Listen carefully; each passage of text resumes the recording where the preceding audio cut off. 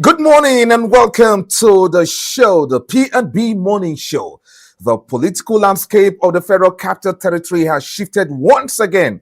The All Progressives Congress has secured 5 out of the 6 chairmanship seats in the FCT area council elections, according to results declared by the Independent National Electoral Commission. From Amak to Abaji, Buhari, Kwale, and Kuje, the APC tightened its grip, while the People's Democratic Party managed to hold on to Gwagwalada. President Bola Tinubu has congratulated the winners, but beyond the celebrations and party colors, questions remain. What does this outcome mean for grassroots governance in the nation's capital? Why was there a noticeable voter apathy? And how serious are the allegations of vote buying that trailed the exercise? This morning, we go beyond the headlines to examine the politics, the power shift, and what this means for residents of the FCT. Just stay with us. My name is Omike Joseph Matthew, and of course, I'm not here alone. I'm here with Chidi Kenneth, who of course covered the elections, and he has some questions to answer this morning. OJ, good morning, first and foremost. Good morning to you. Like you said, I have some questions to answer. OJ, I really have a lot of questions to answer. All right, good morning, viewers. Once again, you're welcome to Politics and Business Television. Please stay tuned. All right. Without wasting time, the FCT polls went down over the weekend, and a whole lot happened. You were there on the field. You saw what happened. So let's briefly talk about that before we go to our next segment, the newspaper review. So briefly, can you just summarize some of the things you experienced? Well, OJ, let me start from my area, Lokogoma, and voting materials arrived at about 8:14 a.m. on the 21st of February, and and voting started at about 9 a.m. on the dot. But one thing I noticed is that there was very low turnout of voters, and I wonder where when I started seeing the results, I was wondering, because I went around the whole of Lokogoma down to Galadima, Sun City, Sunnyvale, and the rest of them. There was serious low turnout of voters. There was serious what we call voter apathy. It was there, we saw it there, and secondly, I noticed that INEC brought in so many voters what they call it, the voters materials in excess.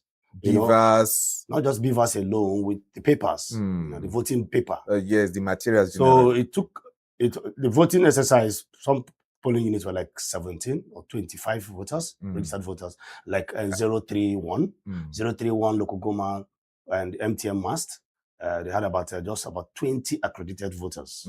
Maybe out of 100 or something. Not 100, we're talking about 735. 735 in that registered voters. But only 20 accredited. Only 20. Yes. Only 20, OJ. That's serious. And out of that 20, a particular political party got 16, while the other one got 14, sorry.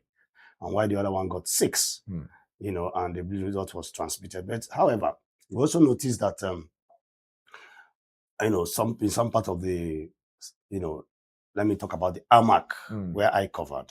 We had issues of polling units. Some polling units nobody attended.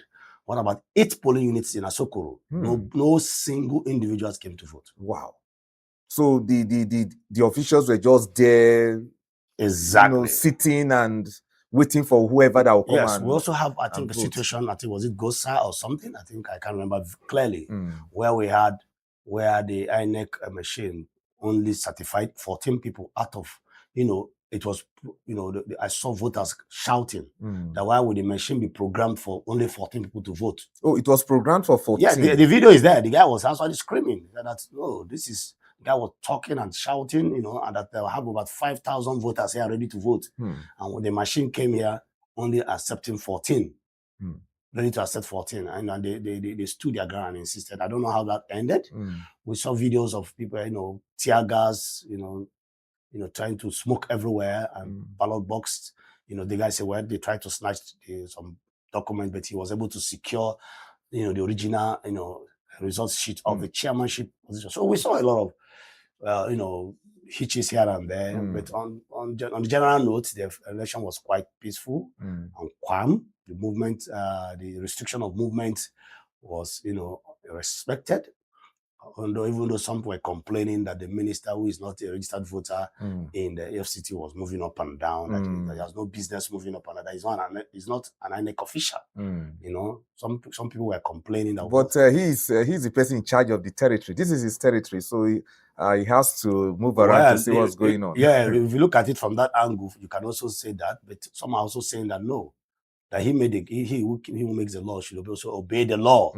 That he's also a citizen, and more so that he's not a registered voter here in FCT. His polling unit is at Obiakpo, Obiakpo local government. But he's your guy in charge. So well, some arguments can also towards that line. Yes. However, it was relatively peaceful. Yeah. And we started seeing the results. Like you said, APC out of the 6 council, was able to get 5, and the PDP. And something happened in Gwagwalada, from what I heard, that the APC, one of the political party candidate, was actually stoned. He was practically stoned. He was in his jeep and he was stoned, and that the people loved. There was massive love for a particular political party candidate, and that was why that political party won. So and that's the PDP, which is official. So that the love was so overwhelming that the people gathered. The challenge again I noticed in Amak vis-a-vis other political other councils is that Amak is about 3 times bigger, more than some of these other area councils like Gwagwalada and Kuje. Amak is like 3 times bigger. I think Amak has about 2,400 or so polling units.